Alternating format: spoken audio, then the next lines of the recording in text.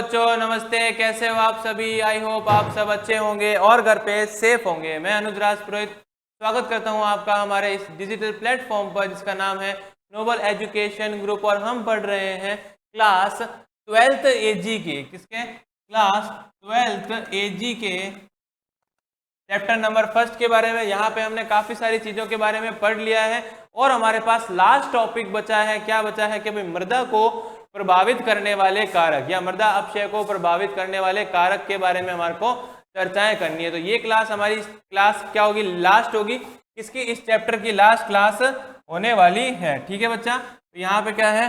मृदा निर्माण को प्रभावित करने वाले कारक। मृदा निर्माण को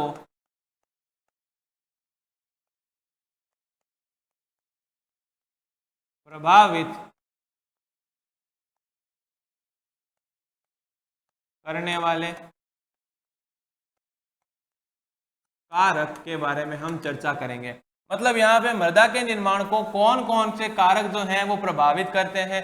मृदा निर्माण जो होता है वो अपने पैतृक पदार्थों पर निर्भर करता है। गुणों के अंदर मृदा के जो निर्माण होता है वो पैतृक पदार्थ यानी कि चट्टानों के अंदर खनिज, उनकी उपस्थिति से कितना प्रभावित होता है या क्या क्या प्रभाव इसके ऊपर पढ़ते हैं। ठीक है? उसके बाद कौन कौन से कारक हैं जिसको प्रभावित करते हैं, कौन से वातावरणीय कारक हैं, जो सक्रिय कारक हैं, निष्क्रिय कारक हैं। ठीक है? तो दो प्रकार के कारक भी आएंगे इसमें क्या बात करेंगे? एक होगा सक्रिय कारक, दूसरा क्या होगा? निष्क्रिय कारक। तो सक्रिय कारक क्या है भाई? मृदा के संस्तरों का निर्माण करता है कि भाई जलवायु परिवर्तन के द्वारा किस प्रकार से हमारी मृदा का निर्माण क्या है? सक्रिय रूप से हुआ है। और इन संस्तरों के अंदर की अंदर उपस्थित जो संस्तर है या जो परिच्छेदिका है, प्रोफाइलिंग है, उसका निर्माण कैसा होता है? निष्क्रिय प्रक्रमों के द्वारा या निष्क्रिय कारकों के द्वारा होता है। तो सक्रिय कारक के अंदर हमारे पास क्या आता है? जलवायु कारक आ जाता है। और निष्क्रिय कारकों के अंदर हमारे पास कौन आ जाएगा? स्थलाकृति आ जाएगी भाई, स्थल की आकृति आ जाएगी। और क्या आ जाएगा? समय आ जाएगा। और हमारे पास काफी चीजें आ जाएगी। तो यहाँ पे हम क्या करते हैं? मृदा निर्माण को प्रभावित करने वाले कारकों के बारे में पढ़ेंगे। ठीक है? तो यहाँ पे पॉइंट लगाते चलते हैं, लिखते चलते हैं, चीजों को समझते हुए चलते हैं। ठीक है? तो यहाँ पे क्या है? मृदा निर्माण की प्रक्रिया एक विघटन प्रक्रम है ना? मृदा निर्माण की प्रक्रिया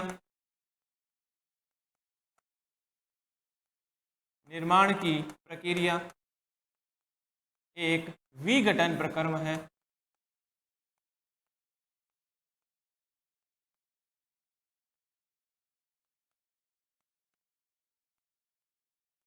मृदा निर्माण की प्रक्रिया एक विघटन प्रक्रम है जिसके अंतर्गत असंगठित चट्टानें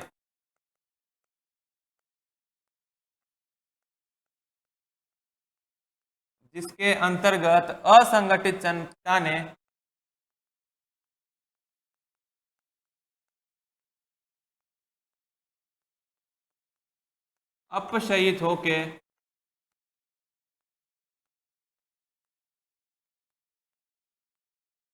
होकर मृदा का निर्माण करती है। मृदा का निर्माण तो हम क्या करते हैं भाई? स्टार्टिंग से ही समझते आ रहे हैं। मतलब मृदा का निर्माण कैसे हो रहा है? तो मृदा का निर्माण एक विघटन की प्रक्रिया होती है। मतलब क्या है? विघटन के चरणों से होकर गुजरती है। मतलब क्या है भाई? बार बार इसके ऊपर क्या होता है? विघटन प्रक्रम यूज किए जाते हैं जिसके अंतर्गत असंगठित चट्टानें क्या होती जाती है? अपक्षयित होती जाती है। असंगठित चट्टानें क्या है? बार बार अपक्षय होता जाता है, जिसकी वजह से यहाँ पे हमारे पास क्या होता है? चट्टानों का निर्माण, मतलब चट्टानों का नहीं, मृदा का निर्माण होता है। तो हमें पता है कि भाई मृदा का जो पैतृक पदार्थ है वो कौन होते हैं? चट्टान ही होते हैं। मतलब चट्टान से ही हमने बात करी थी भाई मृदा का निर्माण होता है। और चट्टानों के अंदर खनिज पदार्थ होते हैं, तो उनसे भी क्या होता है? हमारा मृदा के जो संस्तर होते हैं उनका निर्माण होता है। तो यहाँ पे यही बताया गया कि भाई इसके अंतर्गत असंगठित चट्टानें अपक्षयित होकर मृदा का निर्माण करती है। इसके बाद अगला लिखो भाई पॉइंट, मृदा विज्ञान के पितामह, मृदा विज्ञान के पितामह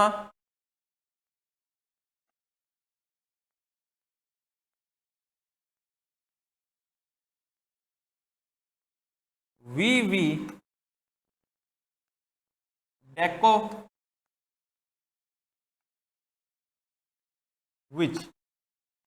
ठीक है? तो फादर ऑफ सॉइल केमिस्ट्री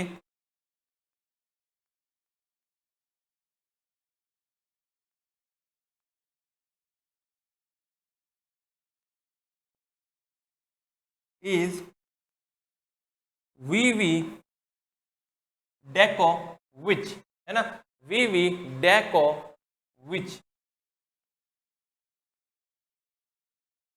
तो ये हमारे क्या है, मृदा विज्ञान के पितामह है, जिन्होंने क्या की थी, इस मृदा विज्ञान या मृदा में उपस्थित विज्ञान को खोजने के सबसे अधिक प्रयास किए थे। किसने? इन्होंने वीवी डेकोविच ने सबसे अधिक प्रयास किए थे हमारी मृदा के निर्माण को या मृदा की बारे में चीजों को समझने के अंदर या उनकी केमिस्ट्री को समझने में इनका सबसे बड़ा रोल है। तो यहाँ पे क्या है, फादर ऑफ सॉइल केमिस्ट्री या फादर ऑफ सॉइल साइंस, है ना, सॉइल साइंस, मृदा विज्ञान सॉइल साइंस है या पीडोलॉजी का अध्ययन, ठीक है। तो यहाँ पे इन्होंने वीवी डेकोविच ने खोजी थी, वीवी डेकोविच ने खोजी थी इसके बारे में। इसके बाद लिखो भाई, इसके अनुसार मृदा के निर्माण के लिए, इनके अनुसार,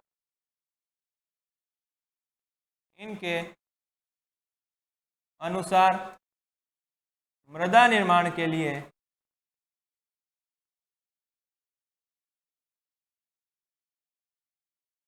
मृदा निर्माण के लिए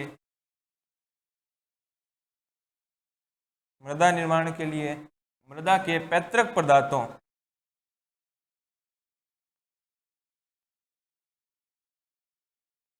मृदा के पैतृक पदार्थों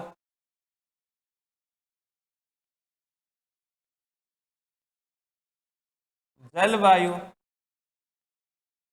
व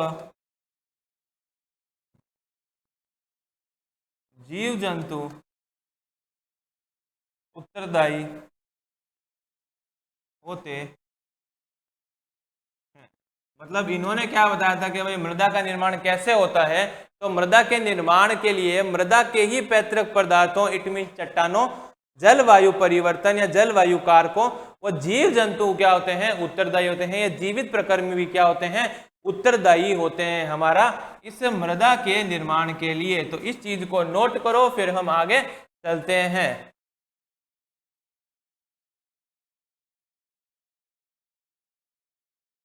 ठीक है, मृदा के निर्माण को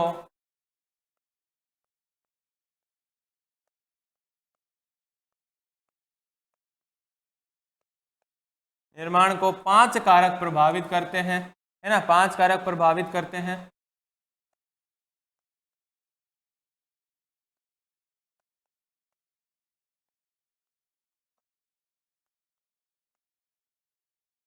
प्रभावित करते हैं, जिन्हें निम्न सूत्र द्वारा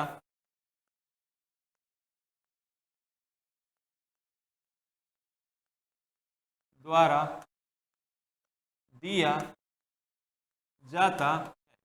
ठीक है, तो यहाँ पे क्या है, मृदा के निर्माण को 5 कारक प्रभावित करते हैं। उन 5 कारकों को हम क्या करते हैं, सूत्र के अंदर पिरो देते हैं। तो सूत्र में हम क्या लिखते हैं, सॉइल को क्या लिखते हैं, मृदा को S लिखते हैं, बराबर में लिखते हैं FCl BrP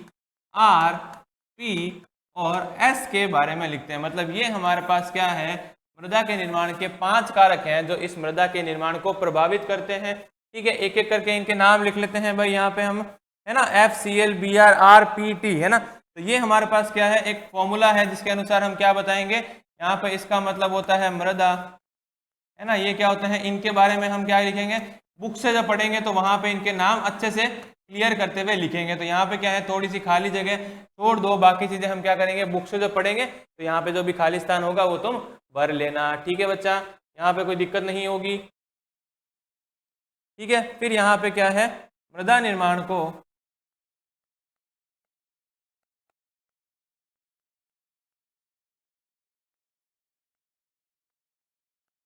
दो प्रकार के कारकों में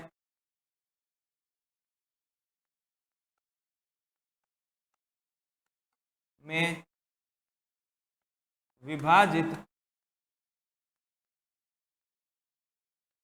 किया जाता है।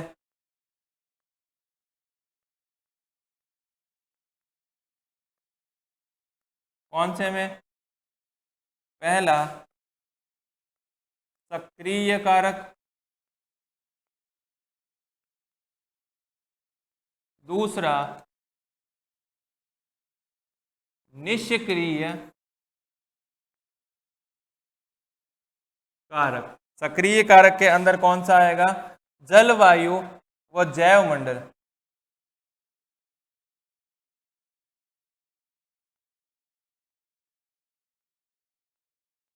जलवायु व जैव मंडल आएगा हमारे पास इस सक्रिय कारक के अंदर। निष्क्रिय कारक में आएगा, निष्क्रिय कारक में आएगा स्थलाकृति, स्थल की आकृति, समय जो कि बहुत ही खराब चल रहा है, और पैतृक पदार्थ।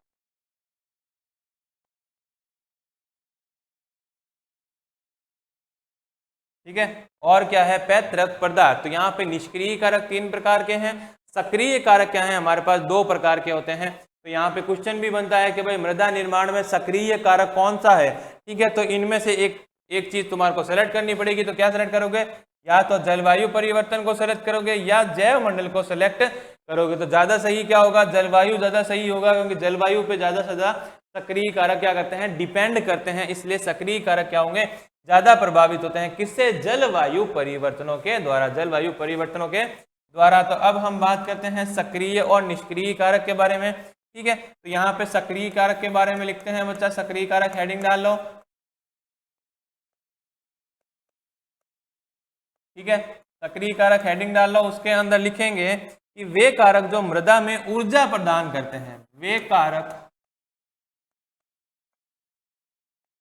जो मृदा में ऊर्जा प्रदान करते हैं, उन्हें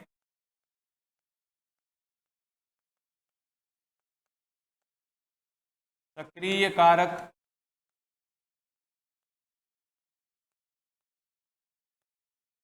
कहते हैं। ठीक है, तो वे कारक जो मृदा में ऊर्जा प्रदान करते हैं उन्हें हम क्या कहते हैं? सक्रिय कारक कहते हैं। एग्जाम्पल में क्या लिखेंगे? इसके एग्जाम्पल में हम लिखेंगे, अभी जो बात करी थी हमने, जलवायु व जैव मंडल लिख लेंगे, जलवायु व जैव मंडल लिख लेंगे।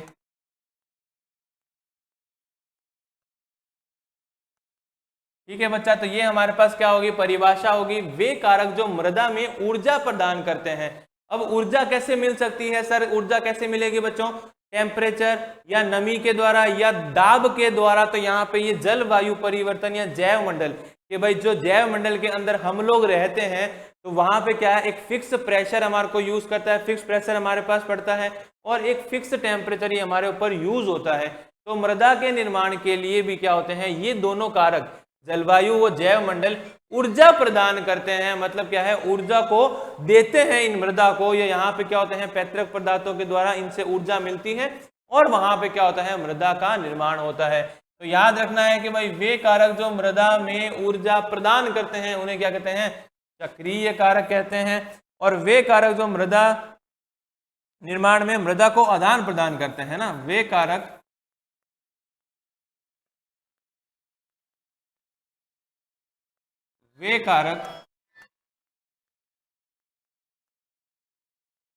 जो मृदा निर्माण के लिए, जो मृदा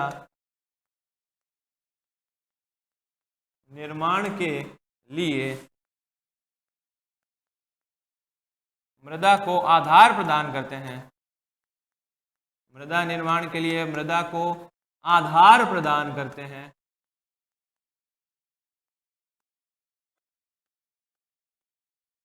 उन्हें निष्क्रिय कारक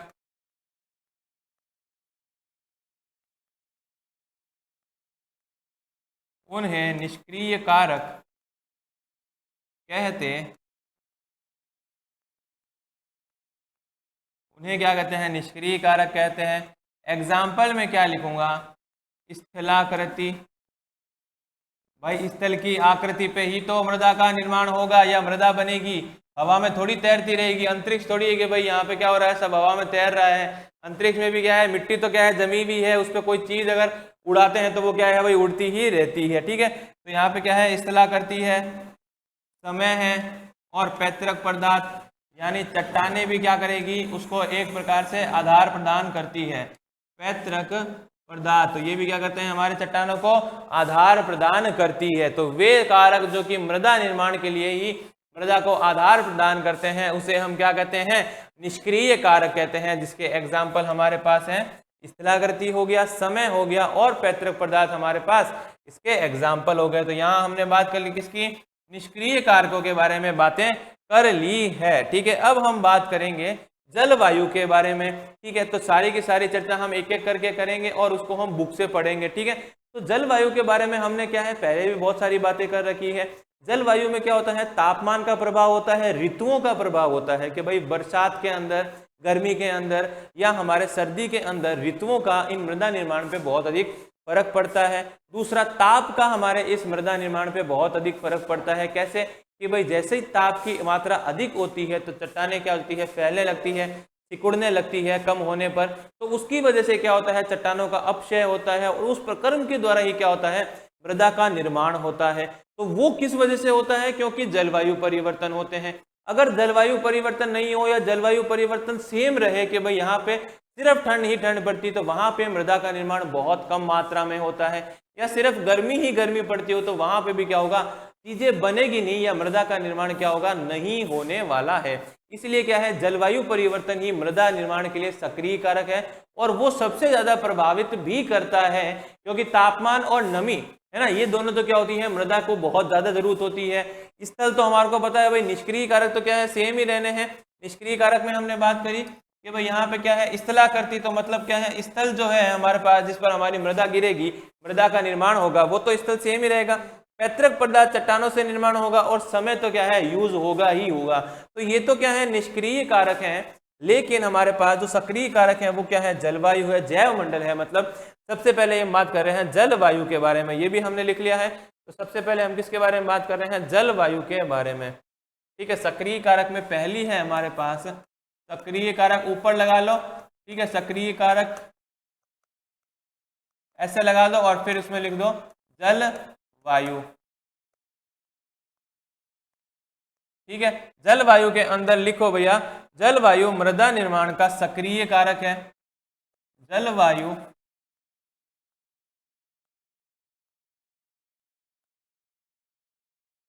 या बुक से लिखा दूं, निर्माण का सक्रिय कारक है। ठीक है, तो यहाँ पे बाकी की चीजें हम क्या देखते हैं, बुक से देखते हैं, एक एक करके पॉइंट्स को नोट करते हुए चलेंगे। देखो वहां पे हमने क्या किया है भाई, मृदा के निर्माण को प्रभावित करने वाले कारक के बारे में बात कर रहे हैं। ठीक है, मृदा के निर्माण को प्रभावित करने वाले कारक। ठीक है, तो इसके अंदर हमने क्या देखा कि भाई विघटन की प्रक्रम होता है। एक क्या होता है, विघटन का प्रक्रम होता है, जिसमें चट्टानें अपक्षयित होकर मृदा का निर्माण करती है। ठीक है, चट्टानें और खनिजों के अपक्षय के परिणाम स्वरूप मूल पदार्थों का निर्माण होता है, ज्यादा देखने की जरूरत नहीं है। अब यहाँ पे मृदा निर्माण के कारक कौन कौन से हैं, सक्रिय कारक हैं, जिनसे क्या होती है भाई, ऐसे कारक जो हमारी मृदा को क्या दें, ऊर्जा प्रदान करें। निष्क्रिय कारक क्या है, जो हमारी मृदा को आधार प्रदान करे। ठीक है, तो यहाँ पे इसके अंदर जलवायु है। जलवायु के अंदर कौन सा है, वर्षण है या वर्षा है और तापक्रम, दो बहुत ही उपयोगी चीजें हैं जो हमारी जलवायु को प्रभावित करती है। इसी तरीके से निष्क्रिय कारक के अंदर पैतृक पदार्थ है, स्थलाकृति है और समय है, जिसके बारे में हमने बातें करी है। अब हम क्या कर रहे हैं, इसी के आगे की चीजों को समझेंगे। तो इसको साफ करते हैं, उसके बाद समझेंगे।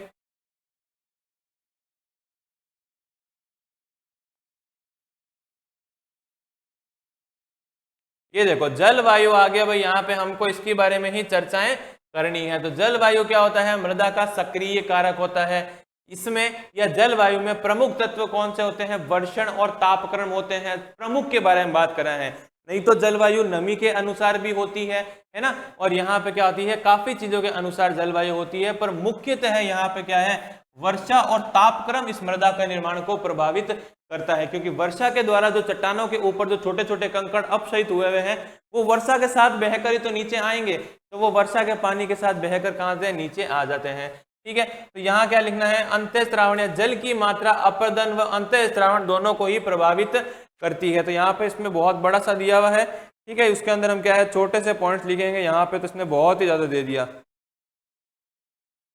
ठीक है, 2 पन्नों का दे दिया है, तो उसको हम क्या करेंगे, नोट नहीं करेंगे, वहां पे हम वापस चलेंगे भाई किसके अंदर, हमारी बुक के अंदर चले जाएंगे। तो जलवायु मृदा निर्माण का सक्रिय कारक है। इसमें मुख्यतः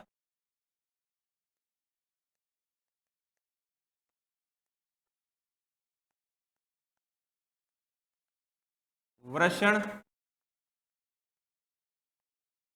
व तापमान प्रभावित करते हैं। ठीक है, फिर इसके अंदर लिखना है जल द्वारा मृदा का अपरदन। जल द्वारा मृदा का अपरदन व अंतःस्रवण।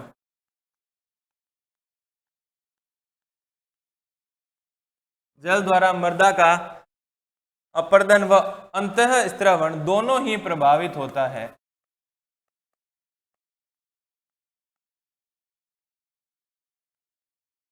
दोनों ही प्रभावित होता है।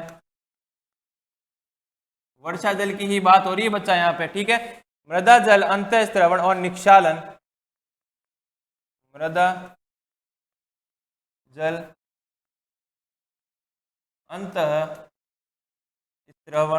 अंतःस्रवण द्वारा निक्षेपण व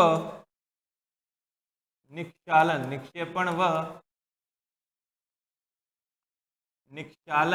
निक्षेपण व निक्षापन प्रक्रम को पूरी तरीके से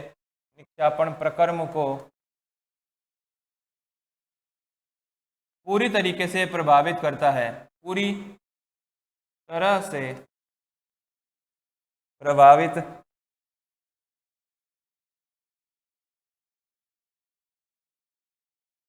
करता है। ठीक है, तो यहाँ पे क्या है, निक्षेपण व निक्षालन जो है प्रक्रम को पूरी तरीके से प्रभावित करता है। मृदा जल की हानि जो होती है, अब मृदा जल की हानि कैसे होती है बच्चों, मृदा जल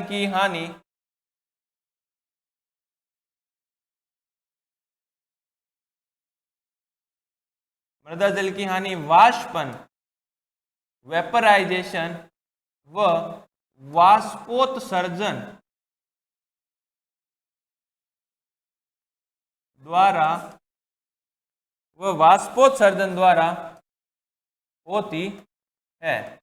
ठीक है, तो मृदा जल की हानि जो है वाष्पन व वाष्पोत्सर्जन द्वारा हो जाती है, या वर्षा जल की भी हानि जो है वाष्पन व वाष्पोत्सर्जन द्वारा हो जाती है। ठीक है, इसी के अंदर लिखना है मृदा निर्माण में तापमान भी अधिक प्रभावित करता है। और तापमान कैसे प्रभावित करता है ये तो हमने बात ही कर ली। मृदा निर्माण में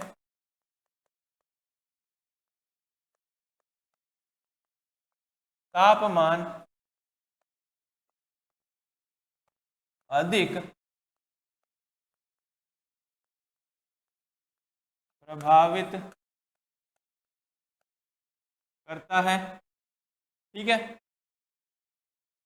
इसमें तापमान बढ़ने से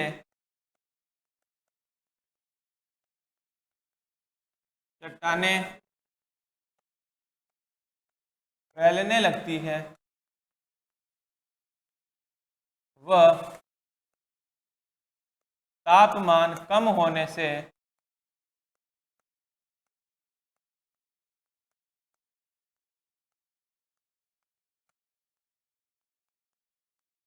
सिकुड़ती है। ठीक है, तो यहां से इन दोनों प्रक्रमों के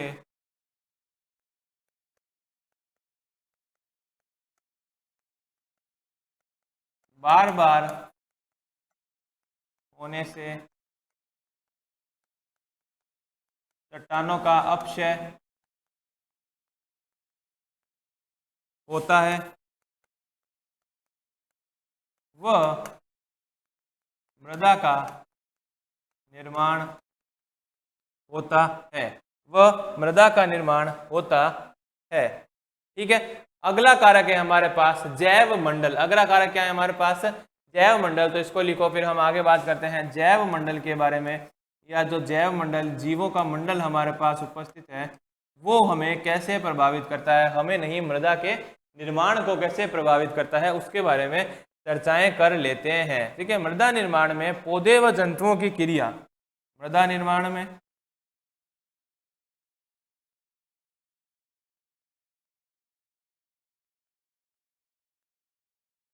पौधे व जंतुओं की क्रिया,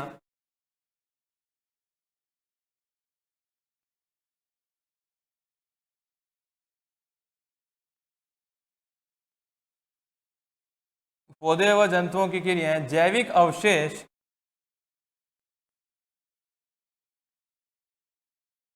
जैविक अवशेष व मृत अवशेष या अवशेष,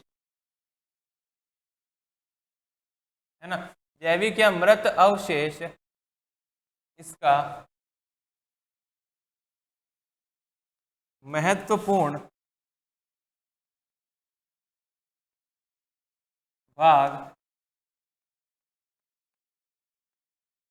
होता है।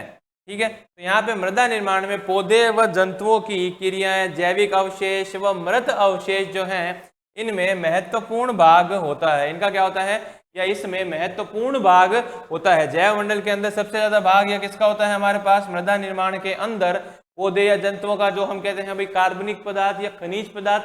तो यहाँ पे मृदा के अंदर कार्बनिक पदार्थ या खनिज पदार्थ कहाँ से मिलते हैं, अधिकतर जो है हमारे को इन्हीं से मिलते हैं, क्योंकि एट सरफेस या मृदा के ऊपर क्या है, सबसे ज्यादा इन्हीं की तो मात्रा है।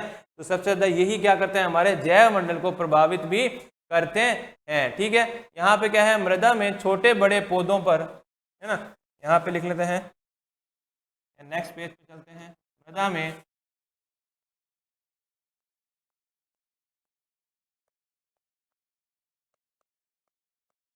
छोटे बड़े जीवों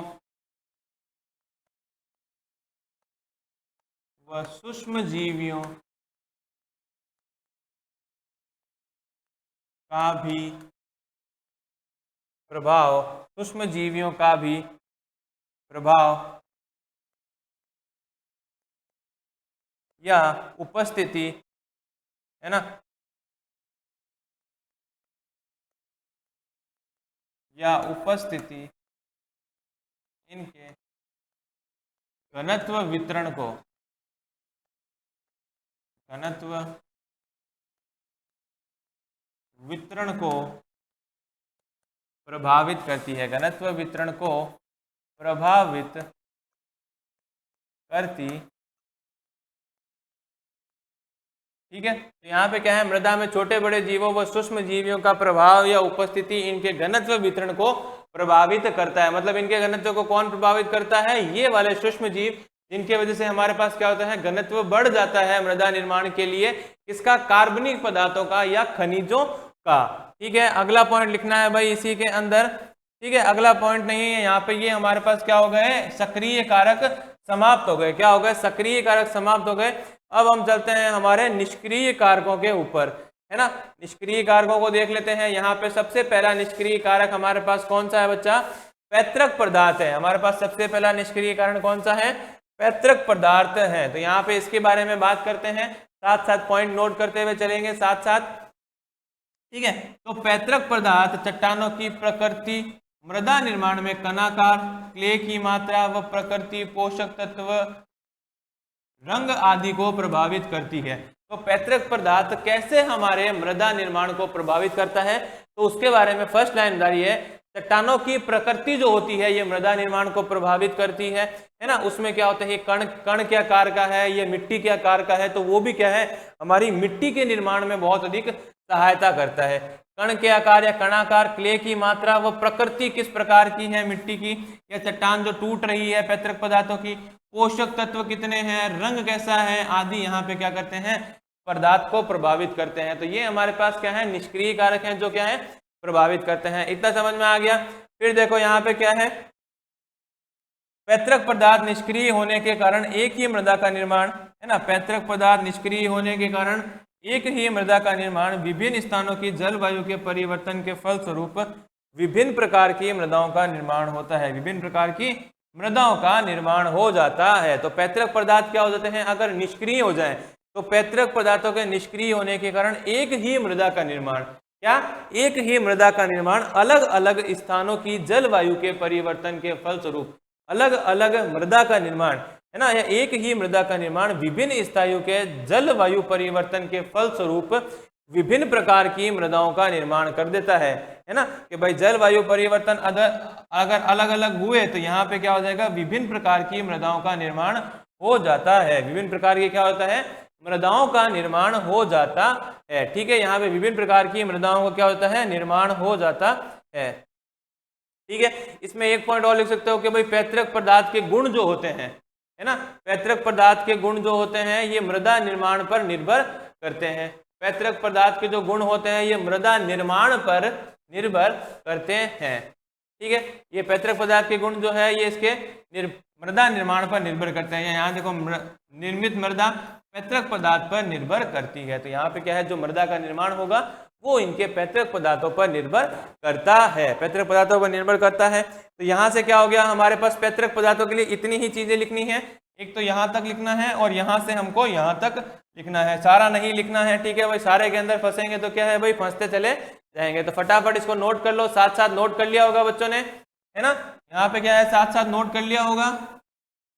तो यहाँ पे हमारा क्या हो गया, पैतृक पदार्थ क्या हो गया, कंप्लीट हो गया, है ना, पैतृक पदार्थ हमारा क्या है, कंप्लीट हो गया है।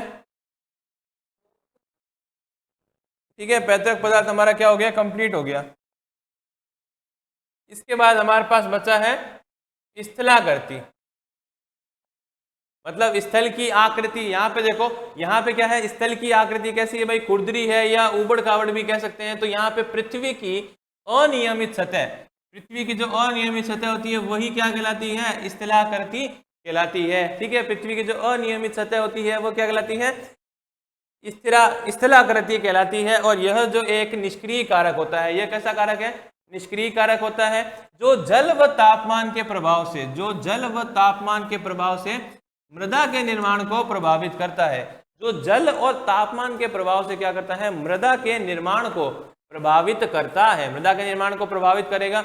अब देखो, ठीक है, समतल स्थानों पर जो जल प्रवाह होता है वो धीरे धीरे होता है एवं मृदा के अंदर रिश्ता रहता है ना। समतल प्रभावों को, समतल पे क्या होता है, अगर प्लेन सरफेस है तो वहां पे क्या होता है, बहुत धीरे धीरे जल का प्रवाह होता है और यहाँ से पानी क्या होता है, अंदर धंसता चला जाता है। परिणाम स्वरूप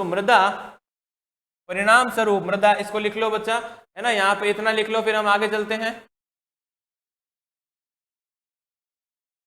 यहाँ पे इतना लिख लो कि भाई समतल स्थानों पर जल प्रवाह धीरे होता है एवं मृदा के अंदर रिश्ता रहता है। ये भी वैसे इंपॉर्टेंट है कि भाई पहाड़ी क्षेत्रों में, एकदम ढलान वाले क्षेत्रों में जल की तीव्र गति से प्रवाह के कारण मृदा क्या होती है, कम विकसित एवं गहरी होती है। मतलब क्या है, अगर मेरे पास कोई चट्टान टाइप है या ऊंचे क्षेत्र है तो वहां पे क्या होता है, जैसे यहाँ पे पानी मिलेगा तो पानी ढलान के कारण कहाँ आ जाएगा बच्चों, नीचे आ जाएगा।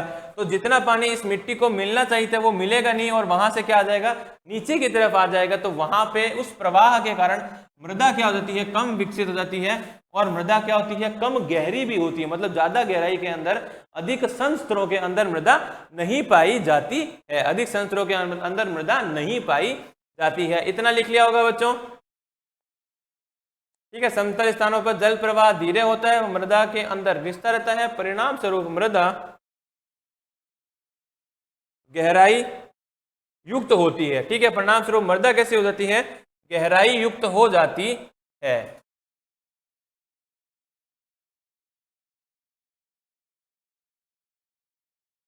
ठीक है, बाकी सारी चीजें तो इसमें ज्यादा लिखने वाली नहीं है। ठीक है,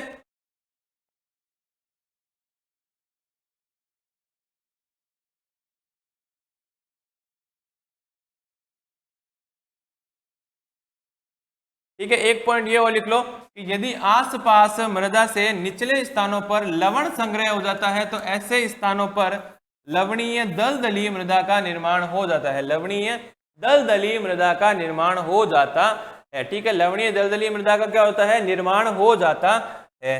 तो यहाँ से क्या कर लिया हमने, ये चीजें भी देख ली भाई, यहाँ पे क्या देख लिया, स्थलाकृति के बारे में भी देख लिया। अब हमारे पास क्या है, लास्ट पॉइंट बचा है जिसका नाम क्या है, समय, टाइम। टाइम के बारे में बात करनी है, जिसमें हम क्या बात करेंगे, समय है हमारे पास। तो समय जो है मृदा का एक निष्क्रिय कारक होता है। समय मृदा का क्या होता है, एक निष्क्रिय कारक होता है।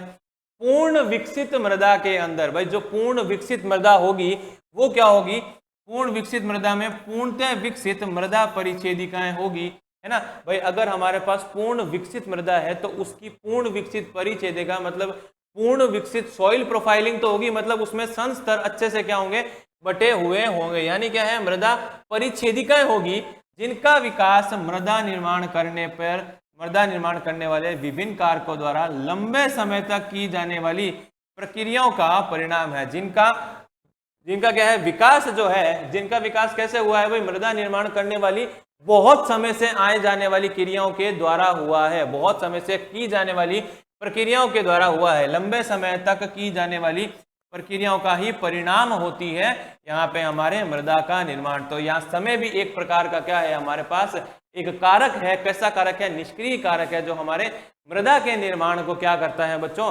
प्रभावित करता है। ठीक है, फिर इसी में लिखना है कि भाई मृदा परिच्छेदिका के संस्तरों को विकसित होने में समय लगता है ना, कि भाई मृदा परिच्छेदिका के संस्तरों को विकसित होने में समय लगता है। ठीक है, संस्तरों का जो विकास होता है वो समय के साथ साथ, है ना, संस्तरों का जो विकास होता है वो समय के साथ साथ जलवायु, पैतृक पदार्थ की प्रकृति, जीव मंडल तथा स्थलाकृति के पारस्परिक कारकों पर निर्भर करता है। ठीक है, तो यहाँ पे इन चीजों पे हमारा मृदा का निर्माण क्या है, निर्भर करता है। ठीक है, संस्तरों का विकास क्या है भाई, जलवायु पर निर्भर करेगा, पैतृक पदार्थ की प्रकृति पर निर्भर करेगा, जीव मंडल, स्थलाकृति के पारस्परिक कारकों पर निर्भर करता है। तो ये सब चीजें तो समय के साथ ही यहाँ पे इसको मिलेगी, इसीलिए यहाँ पे समय में इसको लिखा गया है कि भाई यहाँ पे जितना समय यहाँ पे क्या होगा, मृदा का विकास होने में लगेगा, उतनी अच्छी मृदा का निर्माण यहाँ पे होगा, यानी। ठीक है, तो यहाँ पे क्या है, संस्तरों का विकास के समय, विकास समय के साथ साथ जलवायु, पैतृक पदार्थ की प्रकृति, जीव मंडल तथा स्थलाकृति के पारस्परिक कारकों पर निर्भर करता है। ठीक है, उष्ण आर्द्र वन संपदा वाले स्थान, जल व जीवाश्म तत्व का अधिकता कारण। ठीक है, ये नहीं लिखना है। ठीक है, यहाँ पे इतना ही लिखना है, इतना ही लिखना है, फटाफट लिख लो।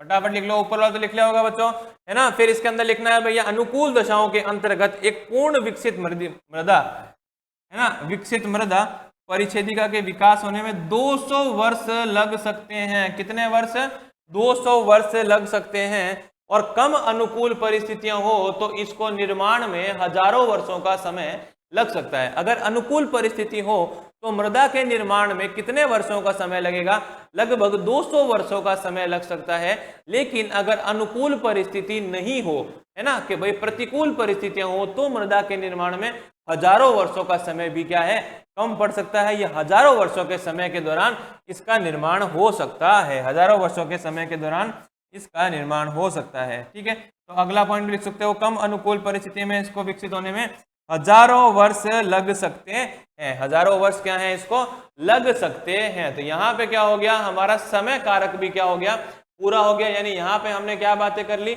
यहाँ पे हमारी सारी की सारी मृदा निर्माण के कारकों की बातें हमने कर ली है। अब हमारे पास देखते हैं हमें टाइम बचा है तो, नहीं तो हम क्या करेंगे, थोड़ा सा इसी के अंदर थोड़ा सा और पढ़ लेते हैं।